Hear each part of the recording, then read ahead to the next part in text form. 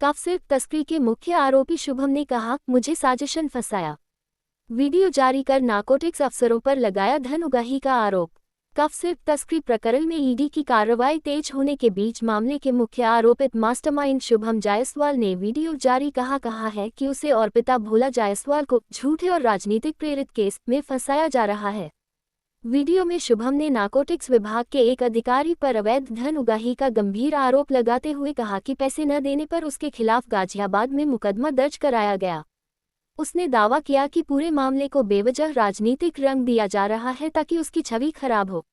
शुभम ने अपने बचाव में कहा कि उसने कफ सिरप की खरीद बिक्री अबॉट कंपनी के वैध लाइसेंस पर की थी। सवाल उठाते हुए उसने कहा, अगर मैं गलत हूं तो अबॉट कंपनी पर कार्रवाई क्यों नहीं, सिर्फ मुझे ही क्यों निशाना बनाया जा रहा है। वीडियो में शुभम ने समाजवादी पार्टी के राष्ट्रीय अध्यक्ष अखिलेश यादव से भी आपत्ति जताते हुए कहा, कृपया सदन में मेरे बारे में गलत मुद्दा न उठाएं। मेरे खिलाफ केस पूरी तरह गलत और साजिशन दर्ज कराया गया है। उसने पूरे मामले की उच्च स्तरीय जांच की मांग की है। सोशल मीडिया में उसका ये वायरल वीडियो चर्चा का विषय बना हुआ है। बातें झूठ हैं, मेरे द्वारा ऐसा कोई कार्य नहीं किया गया है। आप देखिए कि ये है फेंसिडिल कफ सिरप, ये एबट हेल्थ केयर का आता है। एबट हेल्थ केयर एक मल्टीनेशनल कंपनी है जी। आपको मैं बता दूं कि फेंसिडिल कफ सिरप ना ही प्रतिबंधित है, ना ही जहरीली है, ना ही किसी भी तरह की नारकोटिक श्रेणी में आती है। आप मेरे पास डॉक्यूमेंट्स हैं इससे रिलेटेड जो भारत सरकार ने जारी किए हुए हैं। ये एक सामान्य श्रेणी की दवा है जिसको कफ होने पे यूज करते हैं। आपको मैं ये भी दिखाना चाहता हूं, जो बच्चों की मौत हुई थी,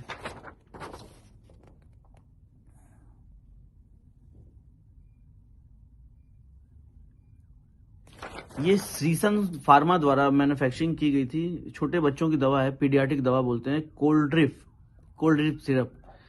ये इन दवाओं को पी के बच्चों की मौत हुई थी।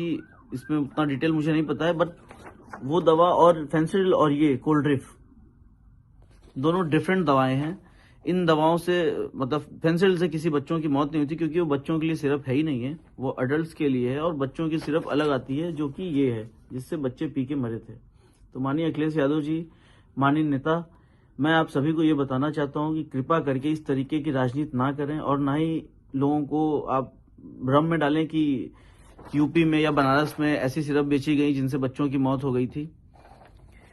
जी, आपको मैं बता दूं कि फेंसिडिल कफ सिरप की जो मैन्युफैक्चरिंग होती है, मैं आपको पूरा डिटेल बताना चाहता हूं कि इसको भंडारण, आपको तो पहले बता दूं किसी तरीके का ऐसा गवर्नमेंट का कोई रूल नहीं है कि इसकी कोई लिमिट है, इसको भंडारण करने की लिमिट है या इसको क्रय विक्रय करने की लिमिट है।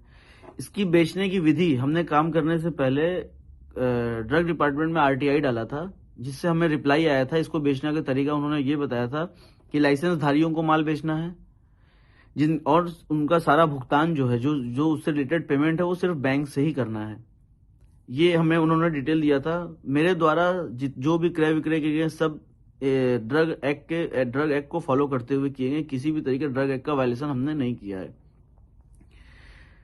आपको बता दें कि कंपनी इसको कैसे बनाती है। कंपनी बनाती है तो इसमें जो कोडिन फॉस्फेट होता है, कोडिन फॉस्फेट का कोटा भारत सरकार के अंडर में, मिनिस्ट्री ऑफ फाइनेंस के अंडर में एक डिपार्टमेंट होता है, CBN, central bureau of narcotics, जो इसका कोटा कंपनियों को अलॉट करता है। सारी कंपनियों को वही कोटा अलॉट करते हैं, कोडिन का कोटा अलॉट करते हैं। मानिए एग्जांपल की 5 kilo quota Abbott health care ने खरीदा, उससे उन्होंने 5 लाख बोतल मैन्युफैक्चरिंग की फेंसिडिल की, तो वो उसका ब्यौरा भी भारत सरकार को बेचने से पहले देते हैं कि हमने ये कोटा लिया तो इससे 5 लाख बोतल फेंसिडिल कफ सिरप का मैन्युफैक्चरिंग किया है। तो आप बताइए कि अगर वो 5 लाख बोतल का जब मैन्युफैक्चरिंग करके डिटेल का भारत सरकार को दे रहे हैं, तो माल बना के बेचेंगे ही।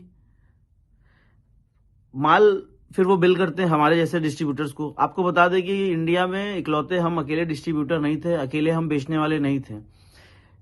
बनारस, झारखंड में मेरे पास था साइली टेरर्स के नाम से, दिल्ली में एक फर्म थी, उत्तराखंड में एक फर्म थी, MP में एक फर्म थी। इस तरीके से और भी काफी जगह कई फर्में थी जहां पे कंपनी फेंसिडिल बिल करती थी। और गाजियाबाद में पकड़े गए माल में हमारे यहाँ का कोई माल नहीं था, साइली ट्रेडर्स का कोई माल नहीं था। सोनभद्र में साइली ट्रेडर्स का कोई माल नहीं पकड़ा गया, रांची में साइली ट्रेडर्स का कोई माल नहीं पकड़ा गया। तीनों जगहों का माल जो था वो दिल्ली का था। उस पर बैच नंबर, एक्चुअली क्या होता है, दवाओं पे बैच नंबर मेंशन होता है, जिससे आप पता कर सकते हैं या कोई भी डिपार्टमेंट पता कर सकता है कि ये माल किस जगह का बिल हुआ है। तो ये माल झारखंड से ना होकर दिल्ली का माल बिल किया हुआ था, दिल्ली की कुछ पार्टियां हैं उनके नाम पे बिल हुआ था।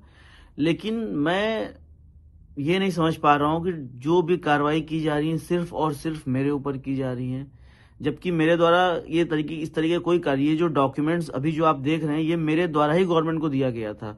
जब मेरे यहाँ पे एक्चुअली फेंसिल कफ सिरप का प्रोडक्शन कंपनी बंद कर दी है, रीजन कि इसी तरीके डिपार्टमेंटल हेडक होते थे तो कंपनी ये बंद कर दी है, कंपनी ने बनाना बंद कर दिया। हमारे पास भी जो भी स्टॉक पड़े हुए थे हमने उसको लास्ट टाइम जुलाई लास्ट में हमारे यहाँ से स्टॉक खत्म हो गया था, हमने सब माल बेच दिया था, सारी पार्टियों को, सारे लाइसेंस धारियों को बेचा था।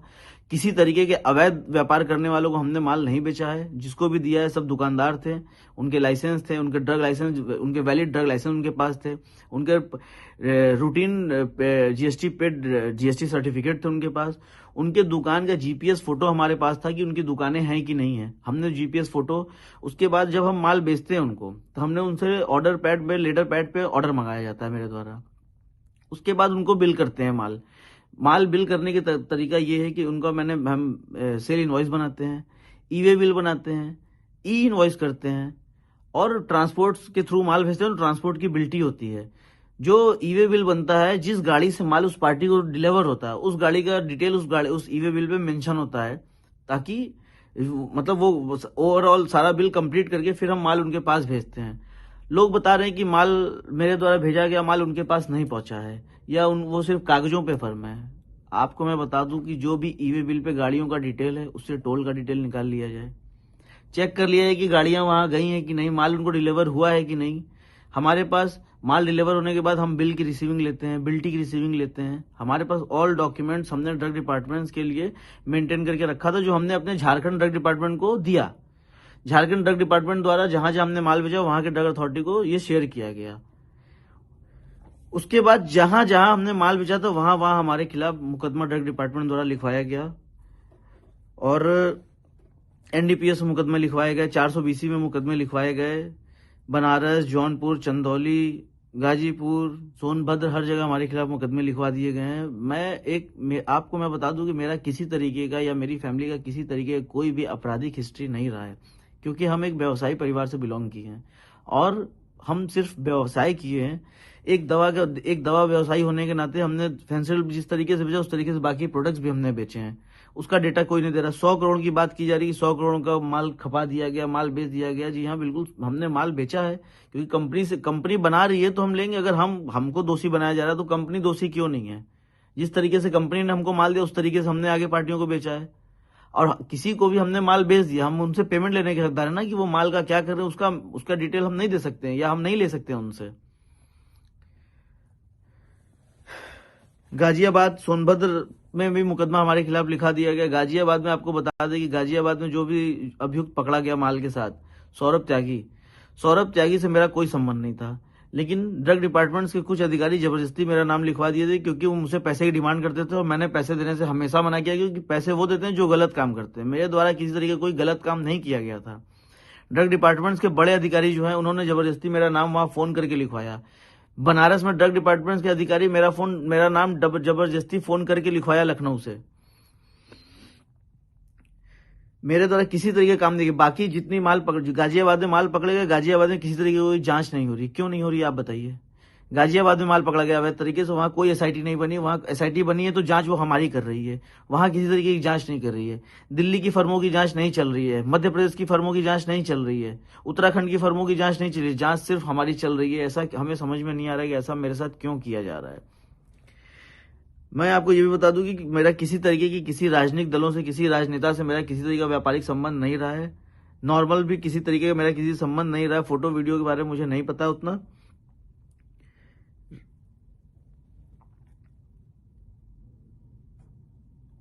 और एक और छोटी सी बात बताना चाहता हूँ। ये राजा ज्योति आनंद सिंह एक हमारे मित्र रहे हैं, हमारे साथी रहे हैं।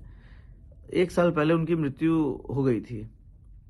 उसमें उनके फैमिली वाले मेरे ऊपर एलिगेशन लगा रहे थे कि हमने उनको जहर दे दिया है, कॉफी में जहर दे दिया। और ये मैं आपको बता रहा हूँ कि इस तरीके का कोई काम मेरे द्वारा नहीं किया गया था। उस टाइम भी मैंने बोला था, डिपार्टमेंट्स के सामने जाके मैंने सब चीज़ बताया था और सब चीज़ उनका पोस्टमार्टम हुआ था, उसमें भी सब क्लियर हो गया था। विसरा रिपोर्ट आई थी, उसमें आया था कि वो शराब के सेवन की वजह से उनकी डेथ हुई थी। उनकी तबीयत एक्चुअली परमानेंटली खराब थी उस टाइम। और उनके घर वाले हैं, उनके कुछ रिलेटिव, उनके जीजा, उनके पिताजी हमसे बहुत पैसे की डिमांड किए लगभग, जो मैंने नहीं दिए, क्योंकि वो मुझे धमकी देके पैसे मांगते थे कि तुमको इसमें फंसा देंगे अगर पैसे नहीं दोगे तो। दोस्तों देखिए, लोग मेरे खिलाफ बहुत उल्टा सीधा बात कर रहे हैं। मैं किसी तरीके का कोई अवैध काम अपने द्वारा, मेरे द्वारा किया ही नहीं गया है। मुझे फंसाया जा रहा है। माननीय मुख्यमंत्री जी से मैं निवेदन करता हूं कि जांच आप करवा ही रहे हैं, मुख्यमंत्री जी जांच, क्लियर जांच कराइए ताकि मुझे फंसाया ना जा सके। मुझे हर जगह फंसाया जा रहा है। बाकी सारी पार्टियों को ये डिपार्टमेंट वाले बचा रहे हैं और सिर्फ मुझे फंसा रहे हैं। मैं आपसे निवेदन, माननीय अखिलेश यादव जी से मैं निवेदन करता हूं कि कृपा करके गलत बातें आप ना बोलें। आप बड़े हैं, आप गार्जियन हैं, आप सीनियर हैं, और ये जो है कि एमपी और ये दोनों अलग हैं। मैं निवेदन करता हूं कि सदन में गलत बातें ना फैलाएं और किसी तरीके की मैंने ऐसा कोई कार्य नहीं किया जो अवैध हो। मैंने डिटेल, अगर इस पे नारकोटिक्स प्रोडक्ट की होता और एनारक्स होता तो मैं इसका क्रय विक्रय कभी जिंदगी में नहीं करता। मुझे बहुत परेशानी हो रही है, मैं बहुत झेल रहा हूँ और मैं इसलिए हटा बढ़ा हूँ क्योंकि देखिए, मैं एक व्यवसायी हूँ। मैं कभी पुलिस फौजदारी केस जेल मैंने नहीं देखा है और पुलिस का नाम सुन के सबको डर लगता है। हम छोड़िए, मेरे साथ सारे व्यापारी परेशान हैं, सबको प्रताड़ित किया जा रहा है, सबको परेशान किया जा रहा है, मुकदमे उल्टे सीधे लिखे जा रहे हैं। ऐसा हमारे द्वारा कुछ नहीं किया गया, ना मेरे द्वारा ना मेरे व्यवसायियों के द्वारा। हमने एक नॉर्मल दवाओं की क्रय और विक्रय विधि पूर्वक की है, सारे कागजात के साथ की है और किसी तरह की कोई सेल फर्में हमारे द्वारा नहीं बनाई गई हैं। जिन दुकानदारों को हमने माल बेचा है, जिस टाइम हम माल बेचते थे वो दुकान उस टाइम एग्जिस्ट करती थी। मेरे पास उसके एविडेंस है, मेरे पास उसके प्रूफ हैं। और मैं चाहता हूं, माननीय मुख्यमंत्री से मैं दोबारा निवेदन करना चाहता हूं कि कृपा करके इसकी स्पष्टीकरण, इसकी जांच आप करा रहे हैं, मुझे पता है, लेकिन कृपा करके इसमें आप इस तरीके की जांच ना कराएं जिसमें हम दोषी हों, क्योंकि हम दोषी नहीं हैं माननीय मुख्यमंत्री जी।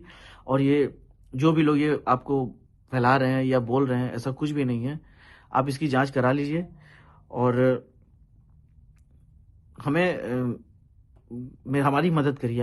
आपसे उम्मीद है, आप न्याय करते हैं हर जगह और हम चाहते हैं कि आप हमारी मदद करिए मुख्यमंत्री जी। प्रणाम।